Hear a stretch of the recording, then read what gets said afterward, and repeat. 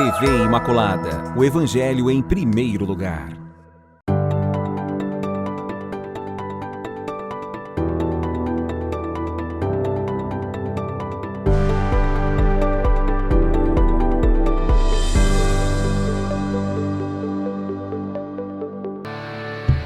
Olá, salve Maria Imaculada. Está começando mais um programa Só o Amor Constrói.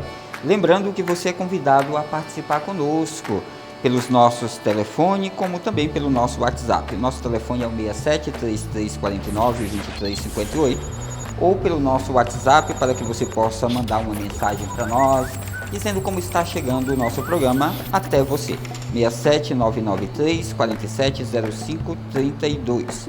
No programa de hoje nós vamos trabalhar, vamos estudar e meditar sobre os evangelhos. No dia de hoje, a qual a igreja celebra a festa de um dos evangelista Mateus, que escreveu um evangelho que nos ajuda a meditar, a conhecer um pouco mais sobre Jesus Cristo, ou seja, sobre Deus e sua manifestação no meio de nós, em especial através do evento Jesus Cristo. E para nos ajudar nesse início de programa, vamos meditar a palavra de Deus escrito pelo evangelista Marcos, lá no capítulo 4, do versículo 35 ao 41, quando diz que naquele dia, ao cair da tarde, Jesus disse aos discípulos: passemos para outra margem. Eles despediram a multidão e levaram Jesus do jeito como estava consigo no barco, e outros barcos o acompanhavam. Veio então uma ventania tão forte que as ondas se jogavam dentro do barco, e esse se enchia de água. Jesus estava na parte de trás, dormindo sobre o travesseiro. Os discípulos o acordaram e disseram-lhe: Mestre, não te importa que estejamos perecendo? Ele se levantou, repreendeu o vento e o mar. Silêncio, cala-te. O vento parou e fez-se uma grande calmaria. Jesus disse então: por que sois tão medrosos? Ainda não tendes fé? Eles sentiram grande temor e comentavam uns com os outros: quem é este a quem obedece até o vento e o mar? Palavra da salvação, glória a vós, Senhor. Nesse pequeno trecho do Evangelho escrito por São Marcos, nós podemos fazer uma comparação com o nosso dia a dia. Às vezes nós estamos passando por muitas dificuldades, muita ventania, muita tribulação, e não entendemos naquele momento e acreditamos até que nosso Senhor esteja dormindo e não está percebendo o que está acontecendo conosco. Porém, nosso Senhor permite que essas coisas aconteçam para que a gente, de certo modo, possa passar por cima dessas coisas com fé, com esperança que Deus está conosco o tempo todo e não está dormindo. Ele está nos acompanhando. E assim Ele manda calar o vento e o mar se acalmar quando os discípulos estavam muito medrosos. Mas Ele só fez isso porque os discípulos clamaram a Deus, clamaram o seu socorro. Nós também somos convidados, mediante as nossas dificuldades, as nossas tribulações, as nossas cruzes do dia a dia, nós precisamos ter fé em Deus, ter esperança em Jesus e acreditar na promessa que Ele fez a cada um de nós, que nosso fardo seria mais suave no momento que nós passássemos a viver conforme é o projeto de Deus para cada um de nós. No dia de hoje nós vamos meditar no programa Só o Amor Constrói sobre os evangelhos. Falar um pouquinho sobre esses 4 evangelistas que escreveram as palavras de Deus, os seus atos, a sua vivência, e assim nos ajuda também a abraçar o evangelho de nosso Senhor Jesus Cristo como projeto de vida. Nós voltamos no próximo bloco com o professor Edmilson, que vai nos ajudar a meditar e refletir sobre os evangelhos.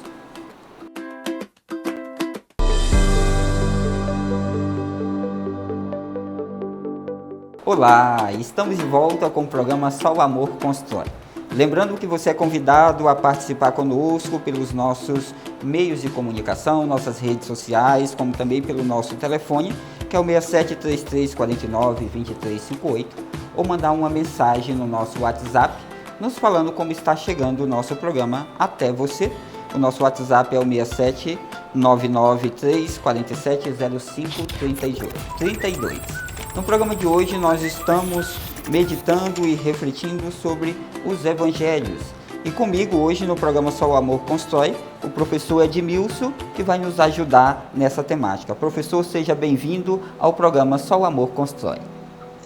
Abraço carinhoso, Dimas, abraço carinhoso a toda a equipe, especialmente a quem está acompanhando aí de casa. Só o amor constrói. Obrigado pelo convite. É sempre um prazer, professor. Professor, o pessoal de casa está um pouco curioso e nós também aqui no estúdio. O senhor poderia começar se apresentando? Quem é o professor Edmilson? Sou pessoa leigo católico, formado em teologia aqui em Campo Grande mesmo, com mestrado em Bíblia, e há mais de 20 anos ajudo na formação do clero, nos cursos de teologia aqui de Campo Grande e também Brasil afora. Agora, uma coisa que é importante, eu aprendi muito Bíblia com as comunidades, Dimas.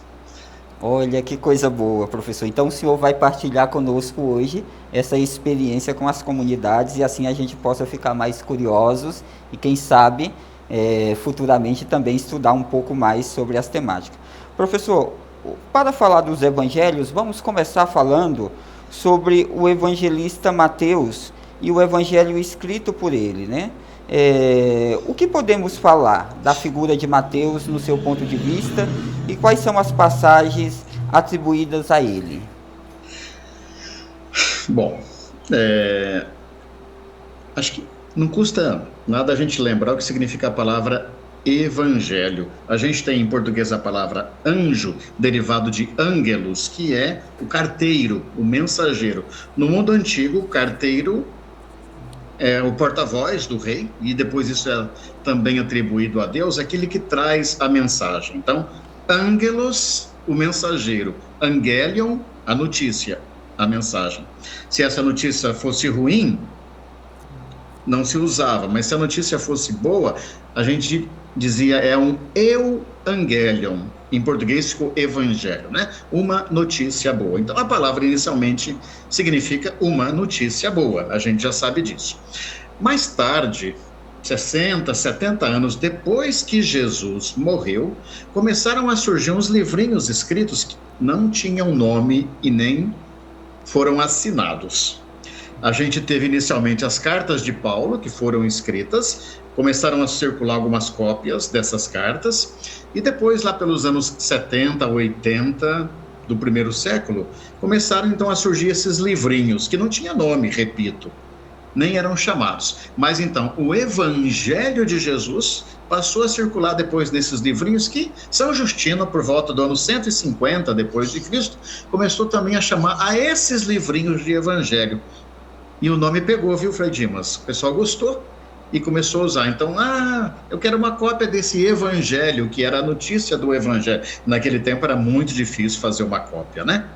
Mas eles circularam sem nome também, ninguém sabe quem escreveu, viu, Frei Dimas? Aí Santo Irineu, por volta do ano 200, ou seja, já estamos entrando no século III, é que começou a relacionar cada evangelho com uma figura. E o primeiro dos quatro foi ligado com a figura de Mateus, cuja festa a gente celebra hoje, né? Quem é esse Mateus? A gente sabe pouca coisa dele. No capítulo 9 do próprio evangelho que levou o seu nome, a gente encontra no versículo 9:9, é fácil você conferir em casa, né? Mateus 9:9, um homem estava sentado no posto onde se cobrava o imposto.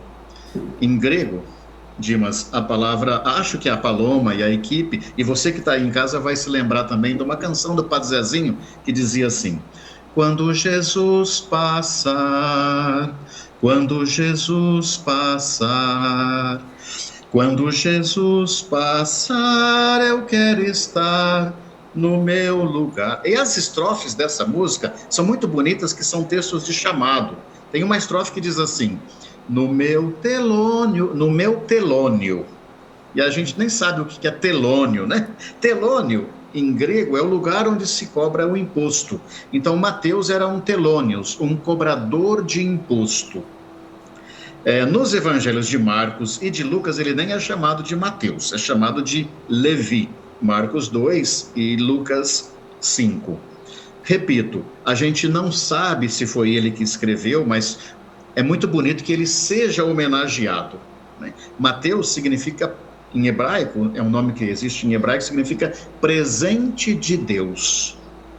Bonito, né? Presente de Deus para nós. E o nome dele em grego se parece com a palavra matetes, que significa discípulo.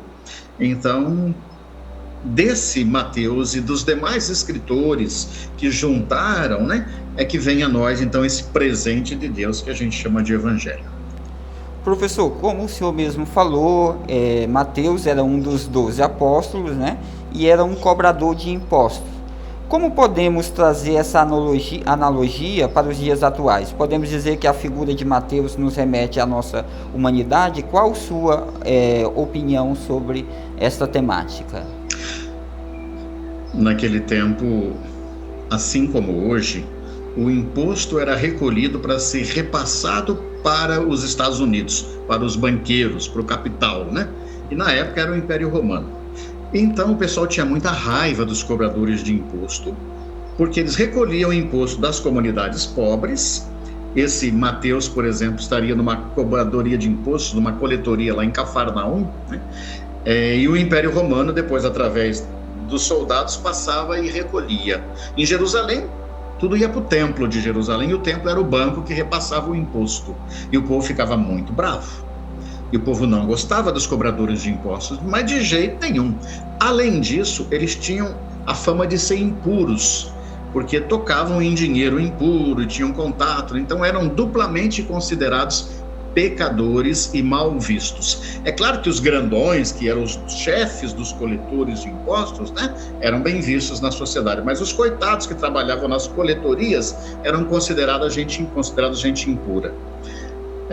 No Evangelho de Mateus, mas mais ainda no Evangelho de Lucas, quando esse Levi é chamado, lá no capítulo 5, diz que ele dá uma grande festa e chama todo mundo. Eu quero com isso dizer uma coisa para vocês: vou mudar de vida. Em que sentido eu vou mudar de vida? Eu vou parar de explorar as pessoas, não vou roubar mais no imposto, vou ser honesto. Então, a primeira coisa que a gente aprende com Mateus: eu quero deixar de pensar em acumular. Eu quero aquilo que eu recolhi até hoje colocar a serviço. E dar uma grande festa no Evangelho de Lucas significa repartir aquilo que tem. Deixar de ser ganancioso é a primeira coisa. Se a gente quer aprender de Mateus, né, é pensar que o dinheiro está a nosso serviço, não compra tudo, não compra nosso voto, inclusive, estamos perto das eleições. Não se troca voto por favor, não se troca voto por arma, né? Nosso Deus é o Deus da tranquilidade, da paz, do amor, e Mateus foi quem escreveu, Frei Dimas, não esqueça isso: bem-aventurados os que promovem a paz. Essa frase ele gravou de Jesus: bem-aventurados os que promovem a paz, esses serão chamados filhos de Deus. Não bem-aventurado quem vende arma e defende a arma. Isso nunca a gente vai ler em Mateus. Professor, continuando o nosso bate-papo, agora sobre o evangelista Marcos. Como ele é e como ele é representado nos textos bíblicos e quais são as passagens atribuídas a ele? Marcos, no Evangelho, é o segundo. A gente tem primeiro, na ordem dos nossos livros, primeiro Mateus, depois Marcos. Mateus é aquele que dá a porta, né?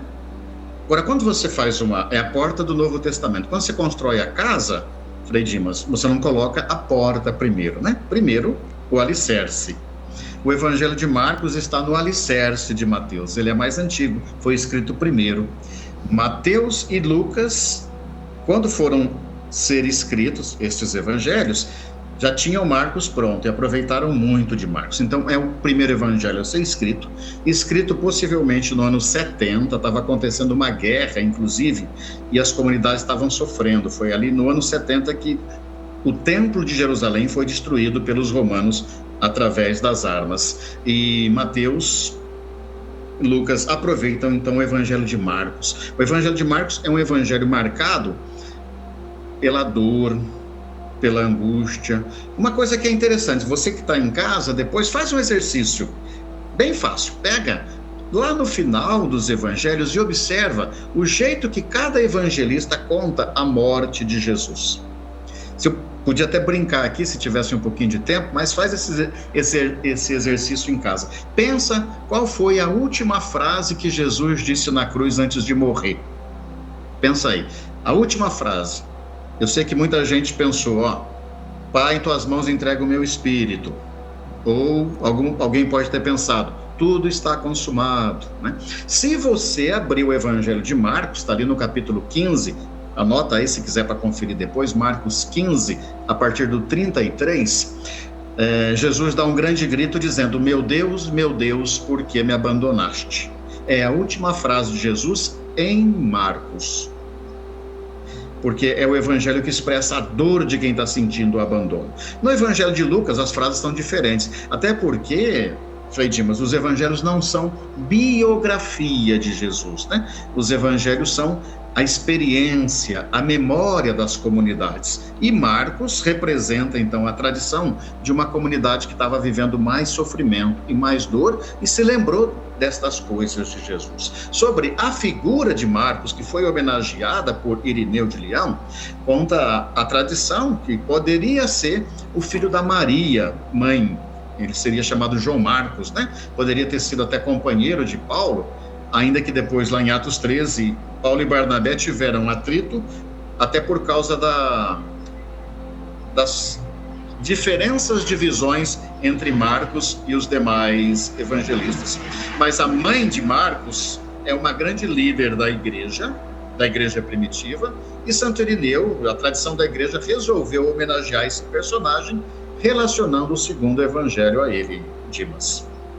E o terceiro evangelho, ele é colocado como de São Lucas. O senhor poderia nos falar um pouquinho sobre São Lucas, o que ele traz de interessante no evangelho escrito por ele e qual a diferença um pouquinho de Marcos, ou seja, dos outros dois que fazem parte ali dos evangelhos sinóticos? Eu lembrava então que Mateus e Lucas, os evangelhos de Mateus e de Lucas se apoiaram em Marcos, mas foram escritos para público diferente. O evangelho de Mateus é escrito para judeus. Jesus é judeu, né? Jesus nasceu, viveu e morreu como judeu. A religião de Jesus é o judaísmo. Não podemos esquecer disso. Tem gente que até confunde, qual é a religião de Jesus? Jesus era cristão. Ele seguia ele mesmo, né? Não, Jesus era judeu. Os seguidores e as seguidoras de Jesus também eram judeus. Continuaram judeus, e por muito e muito tempo, né? O coração do judaísmo era o templo de Jerusalém. A gente vê nos evangelhos, no evangelho de Lucas em especial, depois da ascensão, eles voltam para o templo, continuam judeus. Atos dos Apóstolos, os primeiros cristãos eram assíduos na oração, na frequência ao templo, né? Então, os seguidores e as seguidoras de Jesus, que eram judeus, continuaram judeus. E, mais tarde, o evangelho foi sendo levado a pessoas não judias, a pessoas estrangeiras, que no geral os judeus chamam de gregos, né? Os gregos. Erroneamente a gente fala os pagãos, né? O evangelho de Lucas é voltado para os não judeus. Possivelmente o autor do evangelho de Lucas é alguém que não era nascido originariamente no judaísmo e está escrevendo para pessoas de outras nações, de outras etnias, e por isso ele já apresenta Jesus desde o começo como um salvador universal, um filho de Adão. O evangelho de Mateus apresenta Jesus como filho de Abraão. Abraão era o pai dos judeus, né? O evangelho de Mateus é escrito de judeus para judeus, e o evangelho de Lucas é escrito para não-judeus, pessoas que estavam já aderindo ao movimento de Jesus e se juntando aos judeus cristãos, vamos chamar assim. O que caracteriza muito o evangelho de Lucas é a misericórdia. Aquelas parábolas, o pai bondoso que tem o filho emburrado, né, que a gente chama do filho pródigo, né? A parábola da mulher que tem 10 moedas, perde uma e depois faz a festa com as 9. Essas parábolas, junto com a parábola do rapaz que tem as 100 ovelhas, o pastor, né? Em Marcos, marcam o coração do evangelho, que é o evangelho da misericórdia, né? Também, em Lucas, desculpa. Também só em Lucas a gente tem aquela história do samaritano, que é bom como todos os outros samaritanos, né? E às vezes os judeus não queriam entender, que acolhe a pessoa à beira do caminho. Passa o Frei Dimas, não acolhe. Não vê o cara caído à beira do caminho, de Jerusalém a Jericó. Tinha que fazer programa na televisão. Passa o Edmilson, não para atender. Tinha que dar aula de Bíblia. Passa um travesti, passa uma pessoa discriminada, passa uma pessoa... Esse para atender. É isso que o Evangelho de Lucas assina, viu? É isso que ele autoriza. Por isso, no Evangelho de Lucas, também nos outros evangelhos, os seguidores de Jesus, sabe do que eles seriam chamados hoje, Dimas? Seriam chamados de comunista. Eu até costumo brincar, se não te chamaram de comunista ainda, significa que você não está lendo direito os evangelhos, né? Vamos procurar viver a nossa fé. Os seguidores de Jesus, nos evangelhos em geral, são muito criticados. Criticados por aqueles que se dizem cidadãos de bem, né? São os sacerdotes, os que seguem a lei, né? Os cidadãos de bem daquela época. Esses daí estão bem bonitos, né? Professor... A esses Jesus disse: não sei o que vocês estão entendendo. Dimas, vamos lá. Professor, nós estamos com o nosso tempinho um pouco apurado. Vamos fazer agora um breve intervalo, o bate-papo está excelente, mas nós voltamos daqui a pouquinho, no próximo bloco ainda, meditando e refletindo sobre os evangelhos.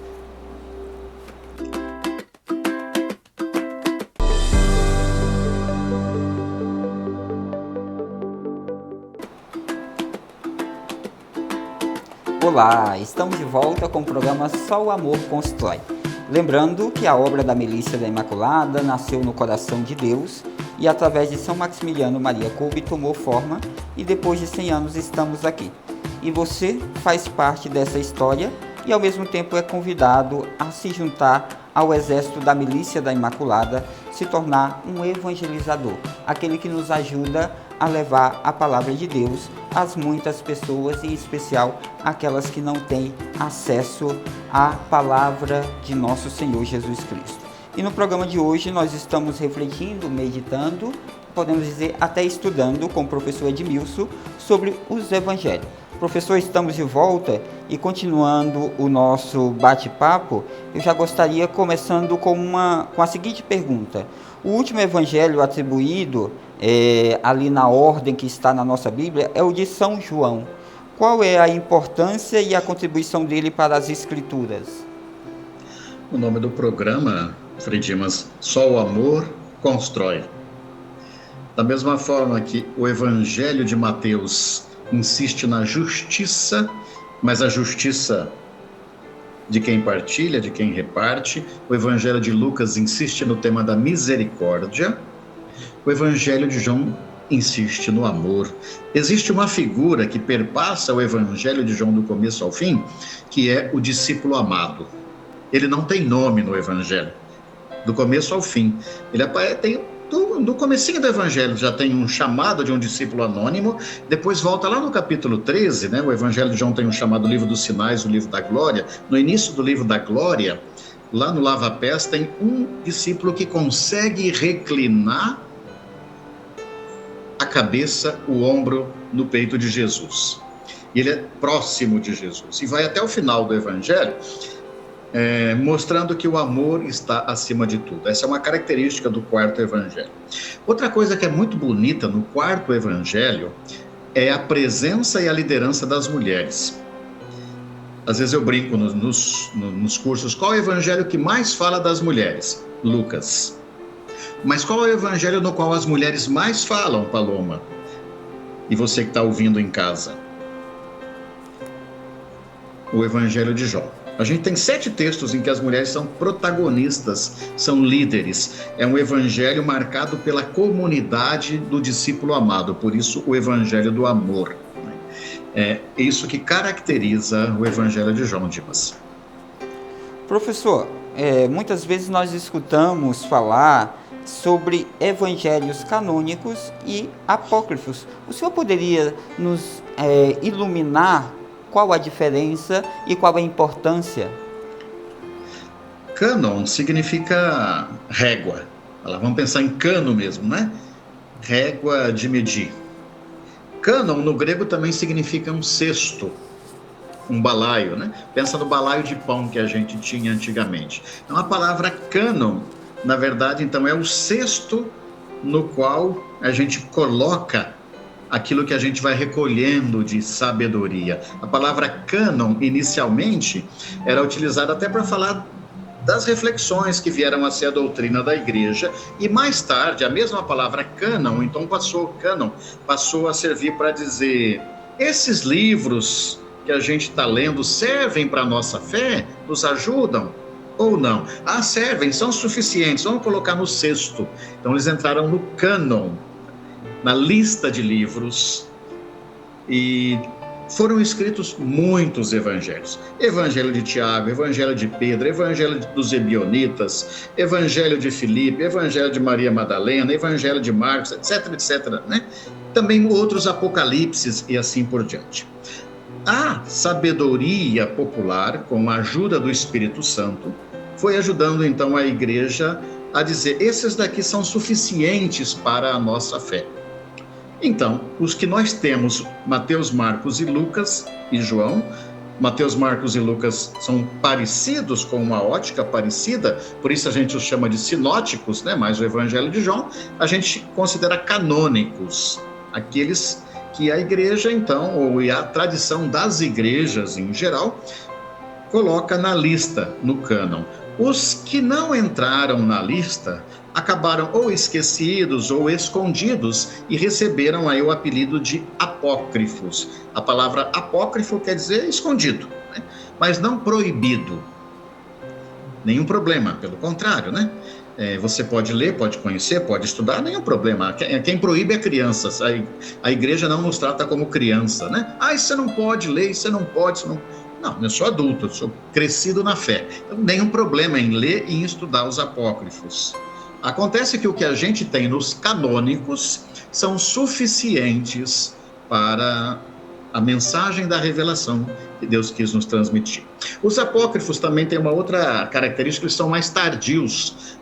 Em sua maioria, são textos escritos já no 2º e no 3º século depois de Cristo. Os canônicos, em sua quase totalidade, são mais antigos, remontam ao final do 1º século. Professor, sempre nós escutamos que existe muita diferença entre os 3 evangelhos que nós conhecemos como sinóticos, né? Que é Mateus, Marcos e Lucas, e o de João. Quais são essas diferenças? Tem alguma diferença assim que pode nos ajudar a dizer, então é isso? Desde a estrutura narrativa, né, Mateus e Lucas seguem a estrutura de Marcos, que é mostrar a missão de Jesus na Galileia, uma viagem, ele morrendo em Jerusalém e ressuscitando. O Evangelho de João começa já com uma reflexão, um prólogo, falando do verbo encarnado, e depois começa com sinais. O Evangelho de João, por exemplo, não usa a palavra milagres. Eu até peço desculpas se você for conferir na sua casa. Muitas Bíblias são descuidadas na hora de traduzir, onde está escrito sinais. A Ave Maria é uma das que faz isso, coloca lá milagre. Mas no original não existe em João a palavra milagre. O Jesus de João é o mesmo Deus libertador do Êxodo que faz os sinais e prodígios. E uma outra diferença significativa no Evangelho de João é ele já ter uma cristologia mais desenvolvida. Ele mostra um Jesus já mais senhor de si. Só para exemplificar, enquanto no Evangelho de Marcos, Jesus morre gritando, meu Deus, por que me abandonaste? Marcos 15. Em João 19, Jesus já morre mais sereno na cruz, como que senhor da história. Só para cumprir as escrituras, ele diz, tenho sede? Vendo que tudo estava consumado, entrega o Espírito, né? Assim termina o Evangelho de João. Você quer uma comparação muito bem fácil de fazer, Frei Dimas, e você que está em casa pode depois fazer também? Compare a prisão de Jesus no Evangelho, nos sinóticos, né? Marcos, Mateus e Lucas. Tem a história Jesus que está escondido, e Jesus só é preso nos evangelhos sinóticos, Mateus, Marcos e Lucas, por causa do beijo que o traidor dá. Ele está lá, uai, mas espera aí, não era só eles olharem, Frei Dimas, e verem então aquele que estava com a roupa branca e a luzinha na cabeça brilhando, né, como a gente vê nos filmes? Não, o evangelho de Marcos, por exemplo, mostra era preciso que alguém entregasse, porque Jesus é mais igual, é um ser humano, ainda que divino. No Evangelho de João, lá no capítulo 18, se você for conferir depois em casa, marca aí João 18. Não tem história do beijo. O próprio Jesus se adianta quando vão prendê-lo e diz: a quem vocês estão procurando? Sou eu. Ah, Jesus de Nazaré. Quando Jesus responde, sou eu, segundo o Evangelho de João, todos os soldados caem por terra. Por quê? A gente tem aí já a cristologia, a teologia do livro do Êxodo, assim como o eu sou, que fez sinais e prodígios no Egito, atirou no mar cavalos e cavaleiros, aqui só de escutarem o eu sou, cavalos e cavaleiros caem por terra também, né? Isso quer dizer que o Evangelho de João está inventando? Não, nenhum dos evangelhos está preocupado em contar a história como foi, mas é a experiência que as comunidades fizeram. E o Evangelho de João, escrito mais tardiamente, já tem essa cristologia mais elevada, vamos dizer assim, em comparação aos sinóticos. Resumindo, numa frase, se os evangelhos sinóticos, e se Marcos especialmente, escrevem para mostrar que esse homem, Jesus, também é Deus, o Evangelho de João ajuda a gente a entender que este Deus, Jesus, também é homem, o Verbo encarnado, se fez carne e veio morar entre nós. Até porque, na época em que o Evangelho de João foi escrito, tinha gente que já estava esquecendo-se da humanidade de Jesus, e era preciso mostrar que esse divino também é humano. Professor, como podemos trazer a vivência do Evangelho para a nossa vida como cristãos? Olha, Dimas, eu acho que uma coisa que todos os evangelhos insistem, Mateus e Lucas de forma especial, é a dimensão da oração. Sempre mostram Jesus rezando, orando, em comunhão com o Pai. Então, acho que isso é a primeira coisa, né, para a gente aprender dos evangelhos. Essa vida de oração, se ela é sincera, ela não deseja o mal para ninguém. Mesmo no Evangelho de João, Jesus diz: olha, não sou desse mundo não, mas rezo e oro pela conversão deste mundo. Então, a segunda coisa para quem quer aprender dos evangelhos, precisamos, numa vida de oração, desarmar os nossos corações. Coração armado que semeia o ódio é coração de quem pode até estar lendo, mas ainda não entendeu os evangelhos. Então, se você está aí em casa e ainda repassa o WhatsApp com ódio, com piadinha, seja para quem for, com preconceito, sem consultar a fonte, você está semeando ódio. Cuidado, desarme seu coração. Se você está em casa e acredita que a sociedade vai melhorar a partir das armas, não está entendendo o Evangelho de Jesus. Não está, né? Bem-aventurados os que promovem a paz. Não a paz do Império Romano, que era a paz das armas, mas a paz de Jesus, que é, acima de tudo, partilha. E esse é o terceiro ponto, né? Evangelho, memória de Jesus nas comunidades, se fixou principalmente a partir do pão repartido.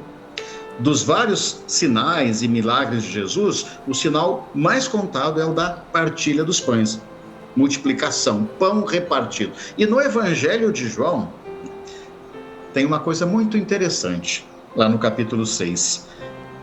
Manda esse povo, o povo está passando fome. Não, no Brasil ninguém passa fome.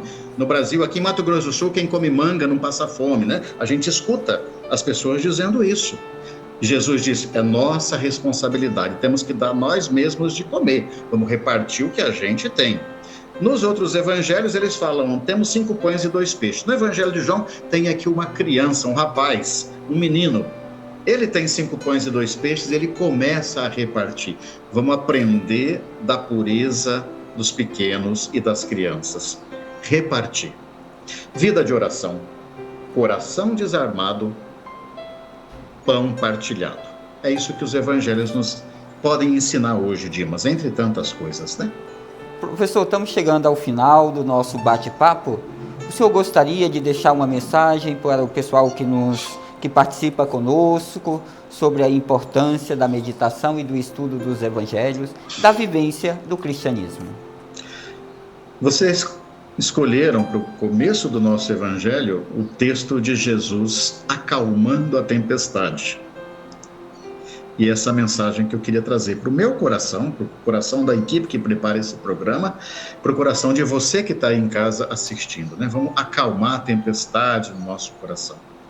A gente está precisando, né?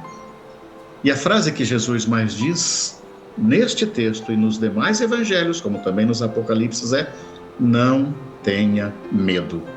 Que a gente não tenha medo de se assustar com a palavra de Deus, de se desafiar quando ela nos incomoda, e se ela não estiver nos incomodando é porque a gente não está lendo direito. E que a gente não tenha medo de ser criticada e criticado também, né? É na crítica que a gente vai crescer. Então, estudar os evangelhos de verdade, Frei Dimas, estudar o evangelho de verdade, você que está em casa nos acompanhando, é colocar-se em atitude de abertura. Não tenha medo. Vamos estudar. Tem bastante oportunidade por aí, né? Professor, muito obrigado pela sua participação no nosso programa Só o Amor Constrói. Muito obrigado por nos trazer essas iluminações. Eu que agradeço. Nós voltamos daqui a pouco, vamos fazer um intervalo, voltamos daqui a pouco com o nosso momento oracional.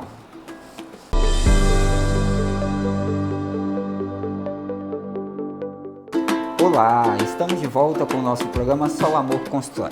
No programa de hoje nós tivemos a participação do professor Edmilson, que nos ajudou a meditar, refletir, rezar sobre os evangelhos, nos explicou um pouquinho de cada evangelista e nos deu algumas pistas para continuarmos juntos buscando sempre os caminhos de Deus, que é o caminho do amor.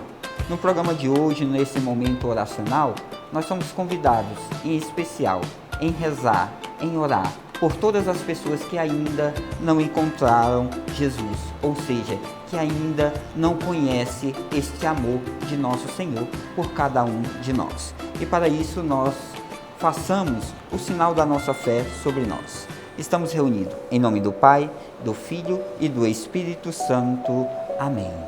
Lembrai-vos, ó Puríssima Virgem Maria, que jamais se ouviu dizer que algum daqueles que tenha recorrido à vossa proteção, implorado o vosso auxílio e reclamado o vosso socorro, fosse por vós desamparado. Animado, pois, com igual confiança a vós, Virgem das Virgens, como a Mãe recorro a vós e me aproximo, gemendo sob o peso dos meus pecados, me prostro aos vossos pés. Não desprezeis as minhas súplicas. Amém. Rezemos. São Maximiliano Maria Kolbe, rogai por nós. Ó Maria concebida sem pecado, rogai por nós que recorremos a vós e por todos quantos não recorrem a vós, especialmente pelos inimigos da Santa Igreja e por todos quantos são a vós recomendados. São Maximiliano Maria Kolbe, rogai por nós. Ó Maria concebida sem pecado, rogai por nós que recorremos a vós e por todos quantos não recorrem a vós, especialmente pelos inimigos da Santa Igreja e por todos quantos são a vós recomendados. São Maximiliano Maria Kolbe, rogai por nós. Ó Maria concebida sem pecado, rogai por nós que recorremos a vós e por todos quantos não recorrem a vós, especialmente pelos inimigos da Santa Igreja e por todos quantos são a vós recomendados. São Maximiliano Maria Kolbe, rogai por nós. Ó Maria concebida sem pecado, rogai por nós que recorremos a vós e por todos quantos não recorrem a vós, especialmente pelos inimigos da Santa Igreja e por todos quantos são a vós recomendados. São Maximiliano Maria Kolbe, rogai por nós. Ó Maria concebida sem pecado, rogai por nós que recorremos a vós e por todos quantos não recorrem a vós, especialmente pelos inimigos da Santa Igreja e por todos quantos são a vós recomendados. São Maximiliano Maria Kolbe, rogai por nós. Ó Maria concebida sem pecado, rogai por nós que recorremos a vós, e por todos quantos não recorrem a vós, especialmente pelos inimigos da Santa Igreja, e por todos quantos são a vós recomendados. São Maximiliano Maria Kolbe, rogai por nós. Ó Maria concebida sem pecado, rogai por nós que recorremos a vós, e por todos quantos não recorrem a vós, especialmente pelos inimigos da Santa Igreja, e por todos quantos são a vós recomendados. São Maximiliano Maria Kolbe, rogai por nós. Ó Maria concebida sem pecado, rogai por nós que recorremos a vós, e por todos quantos não recorrem a vós, especialmente pelos inimigos da Santa Igreja, e por todos quantos são a vós recomendados. São Maximiliano Maria Kolbe, rogai por nós. Ó Maria concebida sem pecado, rogai por nós que recorremos a vós, e por todos quantos não recorrem a vós, especialmente pelos inimigos da Santa Igreja, e por todos quantos são a vós recomendados. São Maximiliano Maria Kolbe, rogai por nós. Ó Maria concebida sem pecado, rogai por nós que recorremos a vós, e por todos quantos não recorrem a vós, especialmente pelos inimigos da Santa Igreja, e por todos quantos são a vós recomendados. São Maximiliano Maria Kolbe, rogai por nós. Ó Maria concebida sem pecado, rogai por nós que recorremos a vós, e por todos quantos não recorrem a vós, especialmente pelos inimigos da Santa Igreja, e por todos quantos são a vós recomendados. São Maximiliano Maria Kolbe, rogai por nós. Ó Maria concebida sem pecado, rogai por nós que recorremos a vós, e por todos quantos não recorrem a vós, especialmente pelos inimigos da Santa Igreja, e por todos quantos são a vós recomendados. São Maximiliano Maria Kolbe, rogai por nós. Ó Maria concebida sem pecado, rogai por nós que recorremos a vós, e por todos quantos não recorrem a vós, especialmente pelos inimigos da Santa Igreja, e por todos quantos são a vós recomendados. São Maximiliano Maria Kolbe, rogai por nós. Ó Maria concebida sem pecado, rogai por nós que recorremos a vós, e por todos quantos não recorrem a vós, especialmente pelos inimigos da Santa Igreja, e por todos quantos são a vós recomendados. Oremos. Ó Deus, que destes à Igreja e ao mundo São Maximiliano Maria Kolbe, sacerdote e mártir, ardente de amor pela Virgem Imaculada, inteiramente dedicado à missão apostólica e ao heróico serviço ao próximo, pela sua intercessão, concede-nos sem reserva e para o bem da humanidade, imitar na vida e na morte o Cristo teu Filho, São Maximiliano Maria Kolbe, incansável apóstolo da Imaculada, mártir da caridade, patrono dos nossos difíceis tempos, rogai por nós. Amém. Caríssimos irmãos e irmãs, no finalzinho do nosso programa de hoje, possamos rezar uma Ave Maria, em especial pelas pessoas que ainda não acreditam no amor de nosso Senhor, que não acreditam que nosso Senhor está com elas o tempo todo. Possamos rezar pedindo a intercessão da bem-aventurada Virgem Maria por essas pessoas e pela conversão de cada um de nós. Ave Maria, cheia de graça, o Senhor é convosco. Bendita sois vós entre as mulheres, bendito é o fruto do vosso ventre, Jesus. Santa Maria, Mãe de Deus, rogai por nós, pecadores, agora e na hora de nossa morte. Amém. Chegando ao final do nosso programa, peçamos a bênção de Deus, em especial no dia de hoje, pedindo a intercessão de São Mateus, São Francisco, São Maximiliano. O Senhor esteja conosco, Ele está no meio de nós. Abençoe-nos, bom Deus. Em nome do Pai, do Filho e do Espírito Santo. Amém. Salve Maria Imaculada. Eu quero mais do